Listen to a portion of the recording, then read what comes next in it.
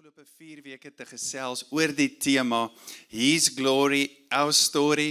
En ek het vir jou gesê dat ek gaan dit sê en ek gaan dit weer sê en weer sê en weer sê, want dit vat vir ons tyd om dit te begryp en in te sink. Maar dink gou weer daaraan, dat God sê dat sy heerlikheid gee hy vir ons, sodat dit ons lewensstorie sal wees. Dis groot.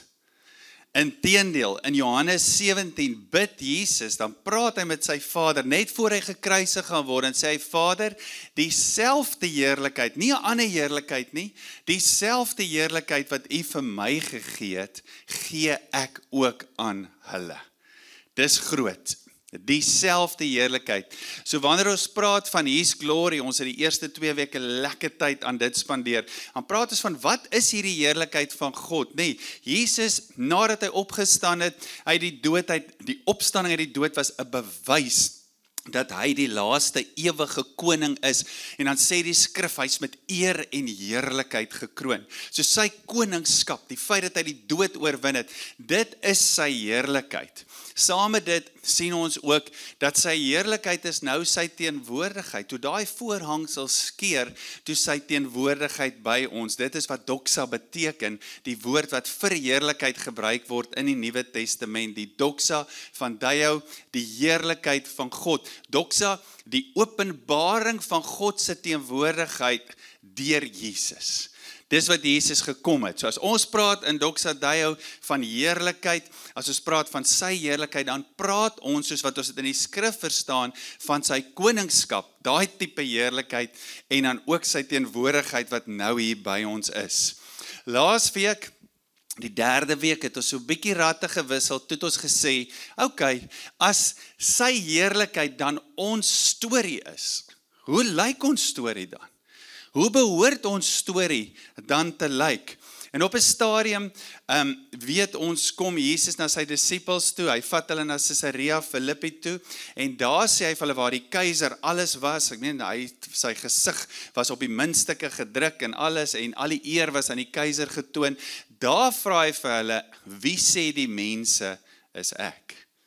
En hulle sê, party mense sê, U is Johannes die Doper, ander sê Elia, party sê Jeremia, en ander sê, is een van die profete. En Jesus sê vir hulle, maar wie sê julle, my disippels, wat nou hulle rukkie saam met my kom, wie sê julle is ek?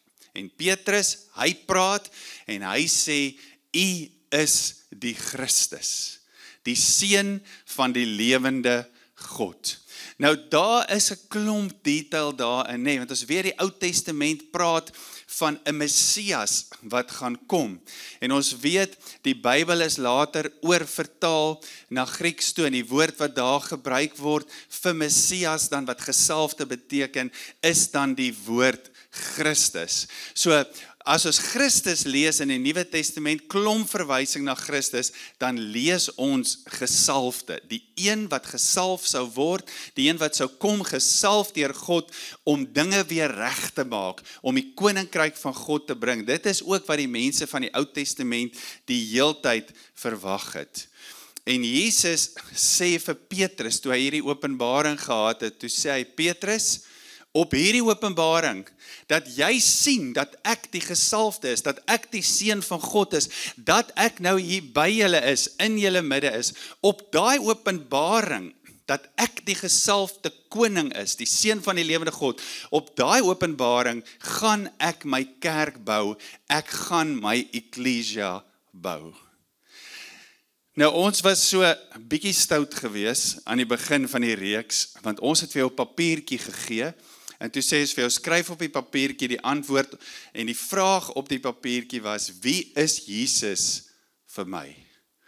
Wie is Jesus vir my? En so halfpad deur die geleentheid van daai oggend, toe sê ons, maar as ons na die skrif kyk, is dit nie eintlik regtig heeltemal die regte vraag nie. Dis hoekom Jesus vir hulle vra, want Jesus wil ontdek, dat hulle ontdek wie hy is. En daarom die beter vraag sal wees om te sê, wie is Jesus? Wat sê die Bybel oor Jesus? Want dit is my orde, dis my norm, nie wie is Jesus vir my nie. Maar wie is Jesus? Ons sê baie van hierdie kansel af, sê ons ook, as God vir jou iets wil wys, as God van jou iets vra om te doen, dan is dit omdat hy iets vir jou wil hê en nie van jou nie.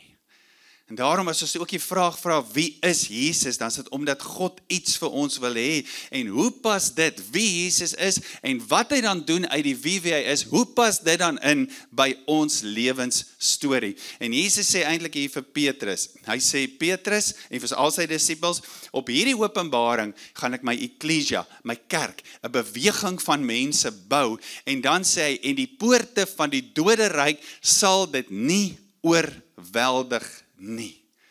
Dis hoe sterk dit gaan wees. En as ons vanoggend praat oor His glory, our story, is dit ons storie. Dat God ons roep, dieselfde heerlikheid wat die Vader aan Jesus gegee het, gee hy aan ons, sodat sy heerlikheid kan kom, soos wat die gesalfde dit ook gebring het.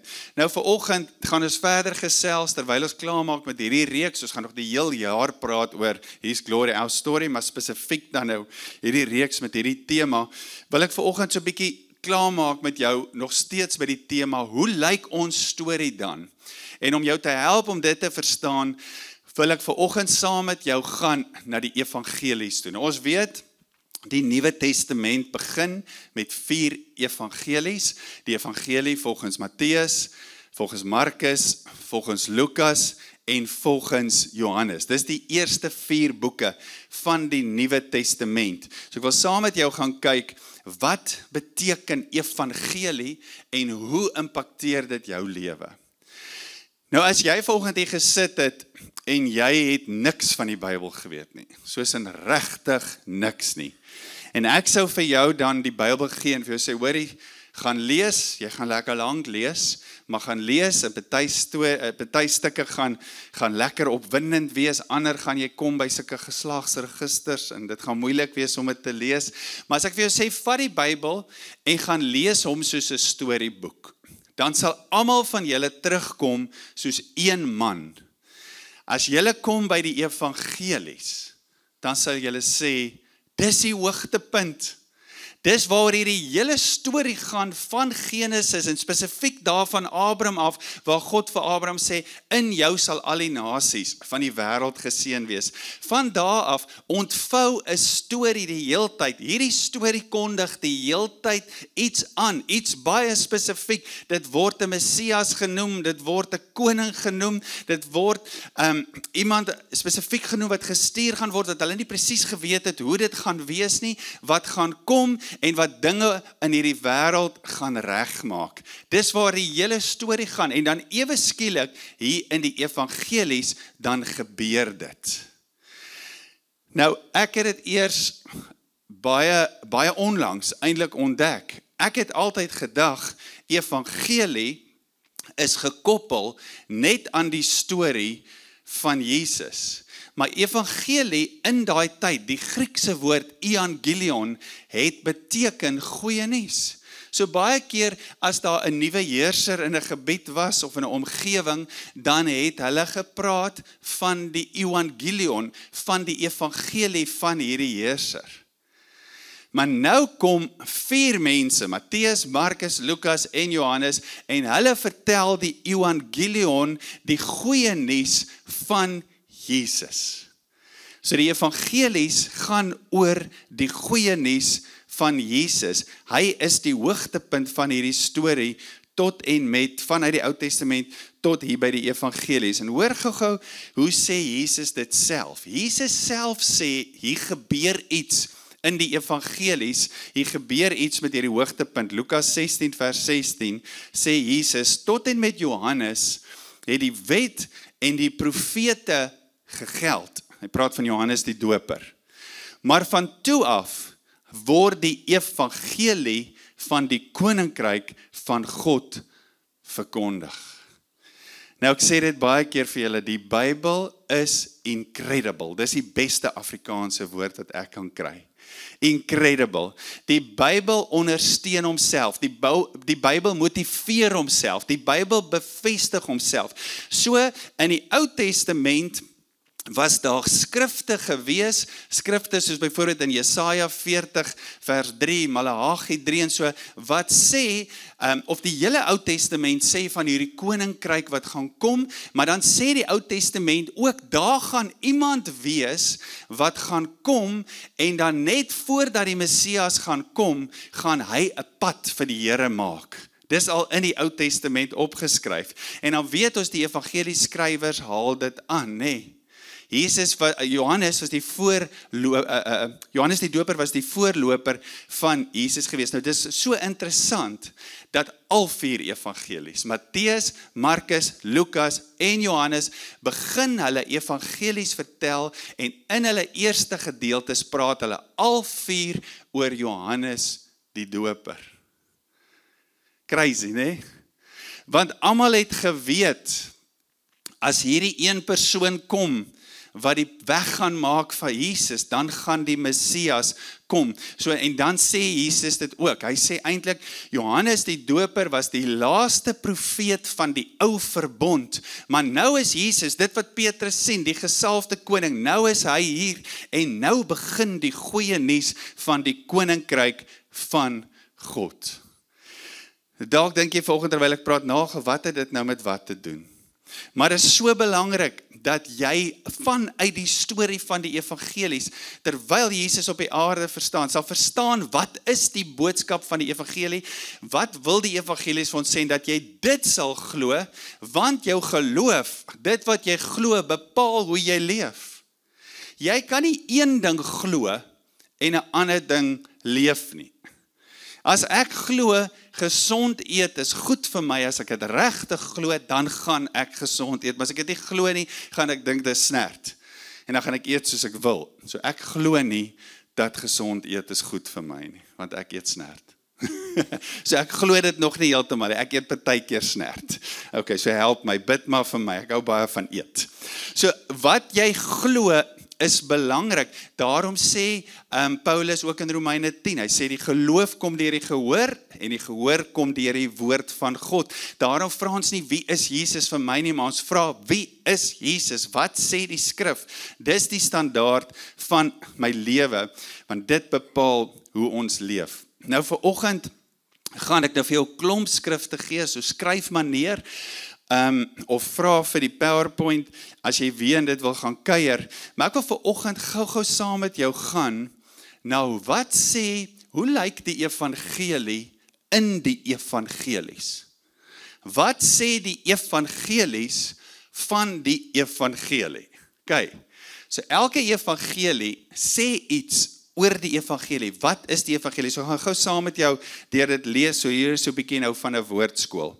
Hoor gou, hoe begin Matteus sy evangelie?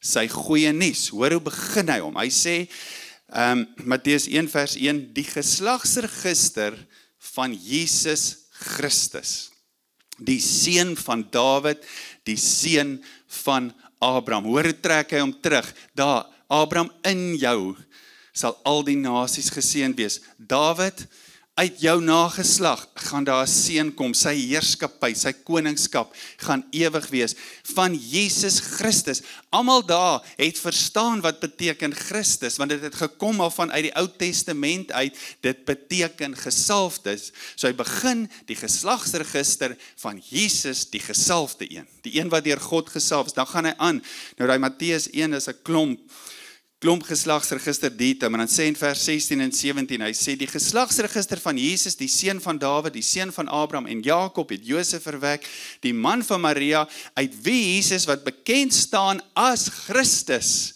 gebore is. Kyk, vers 17, die geslagsregister van Jesus Christus, die gesalfde, die seun van Dawid, die seun van Abraham, al die geslagte dan van Abraham tot by Dawid was 14 geslagte, van Dawid tot by die wegvoering na Babylon 14 geslagte, en die wegvoering na Babylon tot by die Christus 14 geslagte. Die Christus, the Christ, the Son of the living God. Hoor jy hoe begin Matteus die goeie nuus, die evangelion, die evangelie? Hy begin dit met wie is Jesus? Hy is Christus, die gesalfde. Markus 1 doen dieselfde, vers 1. Die begin van die evangelie van Jesus Christus. Die begin van hierdie goeie nuus. Dis van Jesus, die gesalfde, en hy is die seun van God. Lukas doen dit so 'n bietjie later in die hoofstuk. Hy sê, kyk, jy sal swanger word en aan 'n seun geboorte skenk, ook 'n lang storie oor Johannes die Doper. Jy moet hom Jesus noem, hy sal magtig wees en die seun van die Allerhoogste genoem word en die Here God sal aan hom die troon van sy voorvader Dawid gee. Hy sal vir ewig oor die nageslag van Jakob regeer en aan sy heerskappy sal daar geen einde wees nie. Johannes sê, want die wet is deur Moses gegee, die genade en die waarheid het deur Jesus Christus, Jesus die gesalfde gekom. Niemand het God nog ooit gesien nie, die unieke seun, self God, wat teen die bors van die Vader is, hy het hom bekend kom maak. Die evangelie, wat beteken die goeie nuus van Jesus? Wat beteken dit in hierdie begin van die evangelies? Wat sê die evangelies oor die goeie nuus van Jesus? Sê Jesus is die Christus, hy is die gesalfde een, hy is die seun van God, hy is die een wat self deur God gesalf is om hierdie goeie nuus te bring van sy koningskap, want hy is 'n koning, is heerskappy en die koninkryk van God, hy is hier om hierdie boodskap te bring. En dan begin Jesus en weer in alle evangelies, Johannes doen dit nie so straightforward nie, maar Johannes doen dit ook, as Jesus praat in hoofstuk 1 en hoofstuk 3 en 4 oor sy identiteit, dan kom jy ook agter, hy praat oor die koninkryk van God, nee, maar al drie, die ander evangelies doen dit ook, Matteus, Markus en Lukas, hoor gou wat sê Markus, waar Jesus nou self praat. Dis nou die eerste keer waar Jesus self aan die woord is, in die evangelies. Dan sê hy, die bestemde tyd is vervul, en die koninkryk van God is op hande. Die bestemde tyd, alles, die storieboek, alles wat vertel was, alles wat geleer is, ook hier was Johannes die Doper nou, wat ook uit die Ou Testament na my toe gewys het, dis vervul, die koninkryk van God is op hande, en dan sê hy, bekeer julle, Jesus se woorde, bekeer julle, en glo hierdie evangelie. Hierdie evangelie, dit klink soos wie is Jesus? Is dit wie is Jesus vir my, of is dit wie is Jesus? Is dit die evangelie, of is dit die evangelie waarvan Jesus praat, wat hy bekend maak? Hoekom is dit so belangrik? As jy hierdie ontdek in die skrif, as jy agterkom waaroor gaan die goeie nuus van Jesus, aangaande Jesus, dan verander jou lewensstorie. Dan kan jou lewensstorie nooit weer dieselfde wees nie. Ek dink baie keer, ek dink dis iets wat die Here ook hier, of nie dink nie, ek weet, dis iets wat die Here besig is om hier in ons gemeente aan te wakker. Ek wil vanoggend amper sê, ons kan nie bekostig om net hierdie verhale oor die geboorte van Jesus en al die profesieë oor Jesus te lees net in Kerstyd nie. Nee? Vir ons is 'n kind gebore, 'n seun is gebore, hy sal genoem word. Ons gebruik dit baie in Kerstyd. Ons kan nie bekostig om dit net dan te lees nie. Ons kan nie net een keer 'n jaar daaraan dink nie, want die boodskap van die evangelies, in die evangelies, is die koms van die gesalfde koning om sy koninkryk te bring. So vanoggend hier is die vraag vir ons as 'n gemeente, as ons weer gaan kyk na die kern van die evangelies, as ons die vraag vra oor ons lewensstories, dan kan ons die vraag vra, is dit ons kernboodskap? As ons praat oor die evangelie, dit waarmee ons elke dag besig is dit nog ons kernboodskap? Is ons kernboodskap, soos Petrus, U is die Christus, die seun van die lewende God, en Jesus wat dan antwoord, op hierdie openbaring wil ek my kerk bou, en die poorte van die doderyk sal dit nie oorweldig nie. Is dit nog die kern van ons evangelie? Want as ons weet wie hy is, dan verstaan ons wat hy wil doen. So hierdie koning wat wil kom, of die koning wat gekom het, hy wil vergewe, hy wil red, hy wil herstel, hy wil genees, hy wil alles nuut maak, hy wil alles vul met sy heerlikheid. 'n maklike manier vanoggend is dit om te verstaan, is byvoorbeeld, as ek my vrou sou voorstel, sou ek nie sê, hoorie, julle, dit is Ansel, of ek sou nie sê, dit is my vrou, sy maak lekker kos nie. Wanneer sy die motor bestuur, ry sy nogal vinnig nie. Sy ry eintlik bietjie te vinnig. Ek sal haar nie so voorstel nie. Ek sal sê, dit is my vrou. En dan wanneer jy haar gaan leer ken, gaan jy agterkom, sy maak lekker kos, sy's baie vriendelik, sy gee om, sy ry vinnig, sy praat partykeer 'n bietjie te. Sorry, dit het uitgeglip. Dan gaan jy agterkom wie sy is. Maar ek stel haar voor, dit is my vrou. En dis wat die evangelieskrywers hier doen. Hulle sê, hy is die gesalfde koning, die seun van God. That's the main thing. Dis die ding waar ons die meeste moet praat, want as ons dit verstaan, dan verstaan ons wat hy wil doen. Ons het laasweek ook daarna verwys, onthou op 'n stadium staan Jesus voor Pilatus in die hofsaak. Nou moet Pilatus uitfigure wat gaan nie aan. Is hy skuldig? Is hy nie skuldig? En op 'n stadium vra Pilatus dan vir hom, maar is jy 'n koning? En hoor gou antwoord Jesus om, Johannes 18 vers 37, dan is jy tog wel 'n koning, vra Pilatus. Dit is soos u sê, ek is 'n koning. Antwoord Jesus. Ek moet oor die waarheid getuienis aflê. Hiervoor is ek gebore. En hiervoor het ek na die wêreld toe gekom. En elkeen wat aan die waarheid behoort, luister na wat ek sê. Ek het gekom om van die waarheid te getuig. Ek is 'n koning, dis my mandaat. Ek bring die waarheid van die koninkryk van God in 'n wêreld wat anders te lyk. Soos ons vanoggend sê, ons is deel van hierdie verstaan, van hierdie evangelie, ons is die eklesia wat dit verstaan. Hoe lyk ons lewensstorie? Ons is hier as deel van sy kerk. Daar's 'n doderyk wat wou oorweldig, maar as kerk is ons hier om hierdie heerlikheid van God bekend te maak. Dan dink ek is 'n belangrike vraag dat ons sal vra, maar hoe lyk dit in ons daaglikse lewe? Hoe lyk ons lewensstorie? Nou, ek dink op hierdie vraag is daar 'n klomp antwoorde, nê? Maar hoe lyk hierdie lewensstorie? En ek wil bly in die evangelies. Op 'n stadium vertel Jesus die gelykenis van die saaier. Eintlik vertel hy 'n klomp gelykenisse agter mekaar. Ons gaan gou vinnig na dit kyk. So Jesus vertel die gelykenis van die saaier. Hy sê hier's 'n saaier en hierdie saaier stap en saai saad. En dis die woord van God. En hy saai dit op verskillende plekke. Op party plekke kom dit op ander plekke gebeur daar niks nie, maar hy hou aansaai. En dan sê hy vir die disippels in vers 11 van hy hoofstuk, hy sê, hy het hulle geantwoord, omdat dit aan julle gegee is om die geheimenisse van die koninkryk te verstaan. Die sluier is weggetrek. Die Heilige Gees het die koninkryk aan julle geopenbaar. Wie Jesus is, waarvoor hy gekom het, julle as eklesia, waarvan julle deel is, julle verstaan dit nou. Hy sê, en nou is julle deel van hierdie saad wat gesaai word. Dan gaan hy aan. Hy vertel nog gelykenis. Hoor gou die volgende een. Hy sê hy het nog 'n gelykenis, selfe hoofstuk, aan hulle voorgehou. Die koninkryk van die hemele is soos 'n mosterdsaadjie wat iemand geneem het en in sy tuin geplant het. Hoor gou hierso, die koninkryk van God word geplant.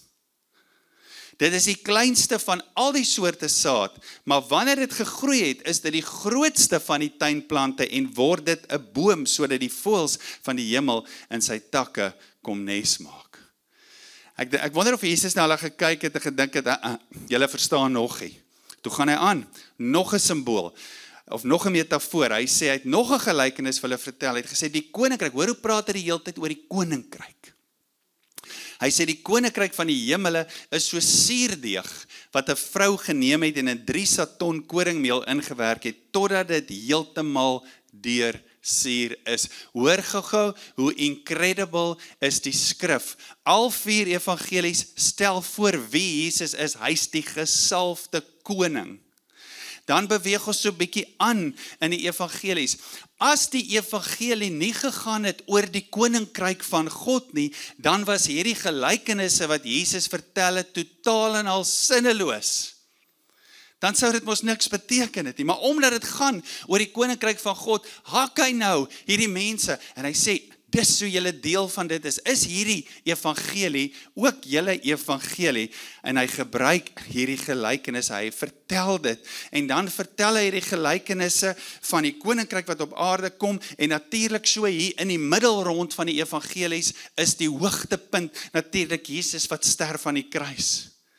Want met sy sterwe aan die kruis was hy ons met sy bloed, hy maak ons deel van sy koninkryk, hy oorwin die mag van die bose oor ons, sodat sy heerskappy weer kan kom. En wat sê Jesus hier? Hy sê ons lewensstorie. Dit is so belangrik om hierdie te verstaan. Baie keer kyk ons na plekke en omstandighede, dan sê ons maar dit lyk nie of God heers nie.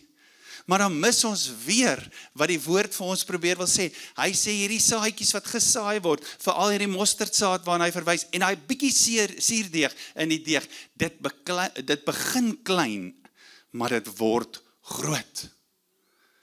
So partykeer plant ek hierdie saad, of ek sit die suurdeeg in, en dit kom nie op nie. Maar ek gee nie moed op nie. Ek hou nie op nie, want ek weet, wanneer dit klein begin, gaan dit iewers groei.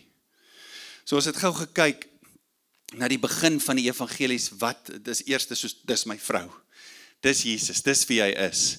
Dan het ons begin kyk hier in die middel, na soveel pragtige stories om te lees, dat wat doen hierdie koninkryk, hoor gou eindig die evangelies, al 4 evangelies, ja, ek love die woord, al 4 evangelies eindig met Jesus wat uit die dood uit opstaan.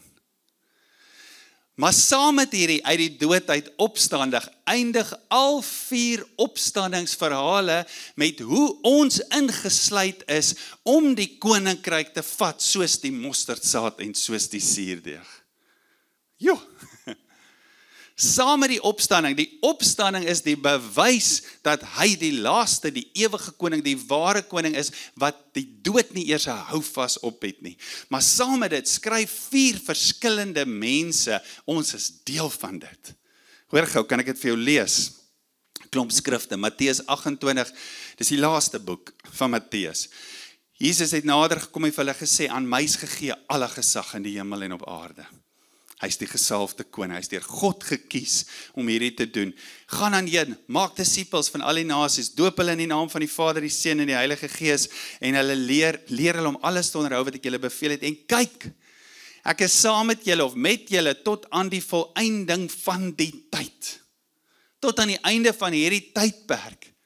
Terwyl julle op hierdie mission is, ek saam met julle, laaste hoofstuk van Matteus, laaste hoofstuk van Markus, hy sê toe vir hulle, gaan die hele wêreld in en verkondig die evangelie aan die hele mensdom. Verkondig watter evangelie?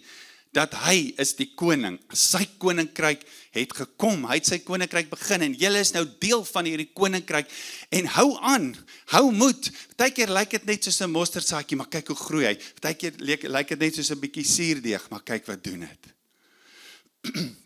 Lukas 24, ook die laaste hoofstuk. En vir hulle gesê, so staan daar geskryf dat die Christus moet ly en op die 3de dag uit die dood uit opstaan. En dat in sy naam bekering tot die vergewing van sondes aan alle nasies verkondig moet word. Belangrike deel. Julle moet by Jerusalem begin en getuies van hierdie dinge wees. En kyk, ek sal die belofte van my Vader na julle toe stuur. Maar bly julle in die stad, totdat julle met krag uit die hoogte toegerus word. Loof die Here vir sy gees. Dieselfde gees wat Jesus uit die dood uit opgewek het, is die gees wat nou in ons woon en in ons werk. Julle sal krag ontvang wanneer julle die Heilige Gees ontvang en julle sal my getuies wees. Hierdie mosterdsaad plant, hierdie suurdeeg, hierdie saad saai, gebeur nie sonder die bekragtiging van die Heilige Gees nie. Daarom skryf Paulus, Efesiërs 4, hy sê, word aanhoudend vervul met die gees van God. Hy sê, moenie dronk word van wyn nie, want daarin is losbandigheid, maar word vervul met die gees. Wat sê Paulus? Hy sê, wanneer jy te veel wyn drink, kom jy onder die invloed van iets. Moenie so leef nie, maar leef onder die invloed van die Heilige Gees. Paulus skryf hordeskere oor, jy selfs as kind van God, beklee jou met Christus. Hy praat baie keer daaroor, dat jy kan of in die vlees wandel, of in die gees. As kind van God, maak seker, jy's vol van die Heilige Gees. Johannes 20, die tweede laaste boek, Jesus sê toe weer vir hulle, vrede vir julle, soos die Vader my gestuur het, stuur ek julle. Hoor gou vanoggend, wat sê die evangelies, terwyl Jesus op aarde is, die mense wat dit witness, wat skryf, wat sê die evangelies, die goeie nuus aangaande Jesus, wat sê die evangelies vir ons, jy kan dit opdeel in hierdie 3 dele, maklik om te onthou, sê eerstens, hy stel Jesus voor, hy is die seun van God, hy is die gesalfde, en hy is hier, om sy koninkryk te bring, bekeer julle, en glo, hierdie evangelie, dan lekker deur die evangelies in die middeldeel, hoe lyk sy koninkryk, wat is die natuur van sy koninkryk, wat is die aard van sy koninkryk is hier om lewe te bring, om nuut te maak, en hier is waar ek en jy inkom, ja, kom sê het 'n gewone Afrikaans, my lewe was sleg, my lewe het 'n klomp dinge, waaroor ek skaam is, my lewe het 'n klomp goed, wat my laat voel, ek kwalifiseer nie. My lewe het 'n klomp dinge, wat miskien vir my met 'n ander stem sê, ja, maar jy is nie ingesluit by dit nie, maar ons weet, Johannes 8 sê, die vyand is die vader van die leuns, maar Jesus het gekom, en hy het gekom vir ons lewe in oorvloed te gee. Hier's waar ek en jy inkom, by hierdie middeldeel, die kruis, dis juist wat die kruis kom doen het. Kruis het jou ook nuut kom maak. Ons gaan vandag mense doop. Wat sê die doop? Doop sê ek leef nie meer nie. Maar die lewe wat ek nou leef, leef ek deur die geloof in die seun van God. Dis die middeldeel, die derde deel van die evangelies, die einde, gaan oor sy opstanding. 'n bewys dat hy koning is, selfs die dood kon hierdie gesalfde nie terughou nie. Die derde deel saam met hierdie opstandingsverhale, roep my en jou. Dit roep jou en my en jou. Ons wil vanoggend hierdie reeks hier afeindig. His glory, our story. Dis wat ons storie is. Dis hoekom ons hier is. Baie mense praat oor wat is my purpose in die lewe. Hier's jou purpose. Hier is jou purpose. Ek is 'n dokter wat hierdie purpose verstaan. Ek is 'n pastoor wat hierdie purpose verstaan. Ek is 'n onderwyser wat hierdie purpose verstaan. Ek is 'n huismoeder, 'n domestic specialist wat hierdie purpose verstaan. Ek is 'n ma wat hierdie purpose verstaan. Die opstandingsverhaal sluit my en jou in. Vanoggend sluit ons hierdie reeksie af. Ek dink met twee uitnodigings. Die eerste is 'n uitnodiging vir ons as kerk, as kinders van God. Is hierdie kern nog die kern van ons evangelie? Is dit nog die kern? Is dit nog die kern van my en jou lewe, van ons boodskap, van ons verstaan, sodat dit wat ons glo, ons lewensmissie kan word? Die tweede ding is die gelykenisse, daar in die middeldeel, omdat ek skoon gewas is met sy bloed, omdat ek geroep is, saai ek nog hierdie saad. Al val dit soms op grond, waar dit lyk of dit nie gaan opkom nie. Hou ek aan om te saai, sit ek nog hierdie suurdeeg in, plant ek nog die mosterdsaad, wag ek nog op die Heilige Gees, om my toe te rus vir dit. Sê Here, ek leef met hierdie purpose. Ek leef met hierdie purpose. Dis my geloofsoortuiging. Ek dink die skrif het soms so in die reeks, so hier van die kant af gekom. Maar hy bly by my. 1 Korintiërs 12 vers 3, niemand kan sê dat hy Here is, behalwe deur die Heilige Gees nie. Ek wil jou vra om jou oë te sluit. Dis hoe God se woord werk, is 'n tweesnydende swaard. Hy gaan daarin op die fynste plekke en hy bring skeiding ook in ons verstaan. So kom ons bid vanoggend saam, Here. Dankie vir die woord vanoggend. Ons hoor vanoggend in die evangelies. Wat beteken die evangelie? Hierdie heerlikheid van God, die seun van God, die Christus, die gesalfde een, die koning wat sy heerskappy altyd sal wees. Dis ons boodskap. Dis ons goeie nuus. 'n Koning wat gekom het en die mag van die bose oor ons gebreek het, ons vergewe het, ons ingesluit het. Ons sê ja vir die koninkryk. Ook vanoggend terwyl ek so bid vir jou skrif gee wat die Here by my uitlig. Dink is 2 Korintiërs 5 vers 20 sê Paulus, ons is nou die ambassadeurs van God wat hierdie boodskap verkondig en dan sê hy, laat julle met God versoen. God forceer jou nie. Laat julle met God versoen.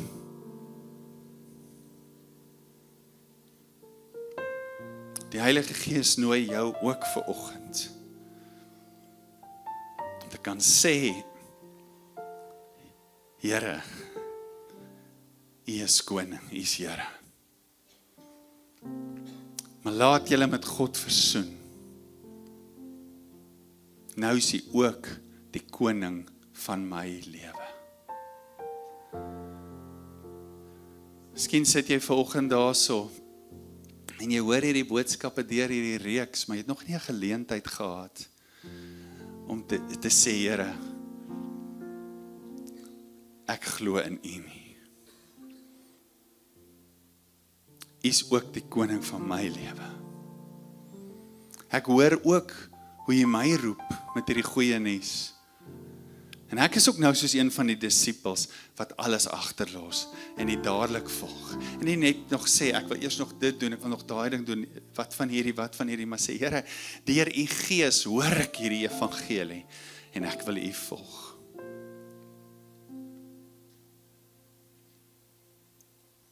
So terwyl jy daar sit, as jy volgende dit wil ontvang, wil ek vir jou saam met jou bid, maar ek wil ook nooi, ons het 'n gebedskamer hier aan die regterkant, na die diens.